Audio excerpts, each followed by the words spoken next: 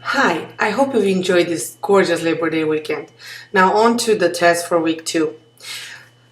This is the overview. First of all, I want to go over general announcements. I want to tell you that I've established the teams, and these are in announcements in Angel. You can see them here. I've tried to accommodate all of your requests. One of the teams has 5 members instead of 4 because of the number of students in this class. If somebody drops out, I'll try to rebalance the teams.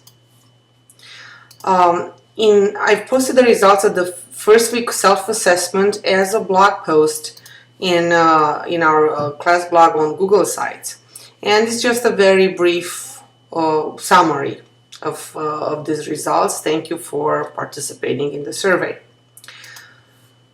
Finally, I have posted in Angel a tutorial on how to use RefWorks, and this is in lessons in week 2. The first link here. RefWorks is an online-based program which allows you to create a list of references in any style you want, and it's pretty easy and convenient actually to use. So if you're scared of AMA, there's your solution, so to speak. Speaking of AMA, I've also posted the key to the AMA quiz in the same folder on week 2. And think of your work on the AMA quiz as remember Karate Kid? Paint up, paint down. The master gives him this task, to paint the fence and do all of these things, and they're all meant to build stamina and teach him the right movements when he's about to learn karate. So the quiz hopefully has helped you practice AMA and not be afraid of it from now on. And you can compare your results to the key there. Now let's go over the first task. Chapter 1 in Lang has introduced you to the conventions and rules of scientific writing, gave you a little background on the history of it, and introduced you to some of the useful documents and conventions and styles in this field. And the chapter talks about, among others, the Prisma statement, and I wanted you to see how such a statement looks. I have posted it also in Angel in the same folder. It looks like this. Let me just open it. Excuse me, I haven't recovered my voice yet, although I'm on augmented now. We'll see how that goes. So this is how the statement looks, and I am not expecting you to read it.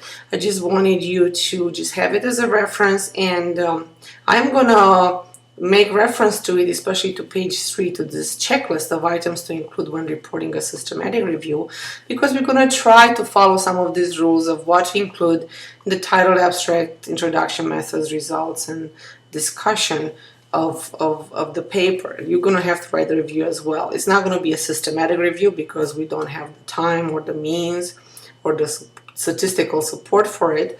But we're going to try to learn what the conventions are for such a task. Okay, so let me get back to my presentation. Let's move on. Chapter 7 in Lang showed you how to write scientific articles reporting original research, and that introduced you to the IMRED structure: introduction, methods, results, and discussion, and what each section should include. I think it's a very thorough, very useful guide. And first of all, it teaches you what you need to do should you have to write an article reporting original research. You're not going to have to do this in this class, but you may have to do this later. However, for this class, you will need to know what to look for when you read scientific literature. And that, again, gives you a handy checklist of what goes on into the writing of a scientific article. And this takes me over to the next task that we have, which is how to read critically. Now, I posted a couple of helpful handouts in Angel. One of them is 25 questions to ask about an intervention study. Also is a PDF. Let me open it.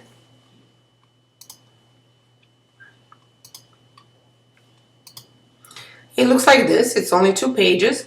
And you don't have to ask all of the 25 questions, but this gives you an idea of what it is that you're looking for, what you have to question when you read the study. You know, how is bias determined, for example? What are the types of bias? And how were the patients chosen? Was there consent? Was the study blind? These kinds of things are critical when you read scientific literature, and this is one of the first things you need to learn how to do properly in order to become good at your job. Then finally, some of the terms that keep appearing in this document are confidence intervals and p-values. And if you've taken statistics, which by the way I haven't, so do not ask me detailed questions about these, I just know roughly what they mean. But if you have taken statistics, then you know, you have an idea. If you need a refresher, I have uploaded another document here which answers that question. What are these things? And you will find these measures cited a lot in scientific literature, and they give you an idea of how effective the treatment is, how confident are the clinicians that treatment will work, and what is the chance that they just made the mistake, you know, in their trial. This document gives you an overview of what confidence intervals and p-values are, and it's pretty understandable. It's not written at a very high level, so even I can understand it. So that's for your reference. So based on this, I think, helpful handouts, your task is actually to assess which of the two studies posted in Angel, the STEP study or the PIP study, is more reliable. And you have a discussion forum here in week 2, learning to read studies critically. And you'll have to do this in teams. So in your group, you're gonna look over the studies.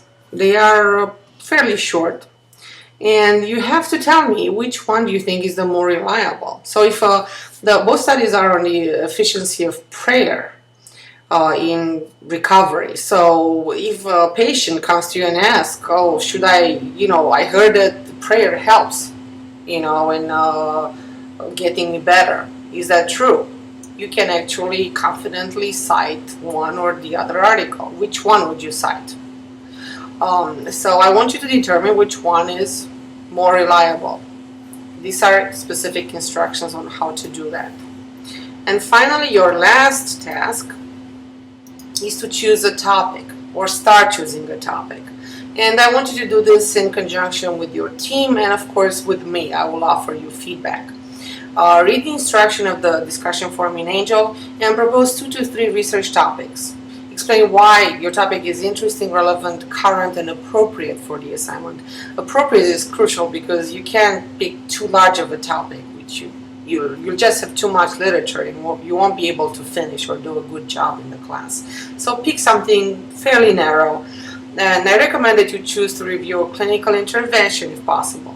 If possible, yeah, I'm not telling you to do this, but if possible, do that. So I'm talking about the efficiency of a certain drug or treatment or physical therapy, surgery, etc.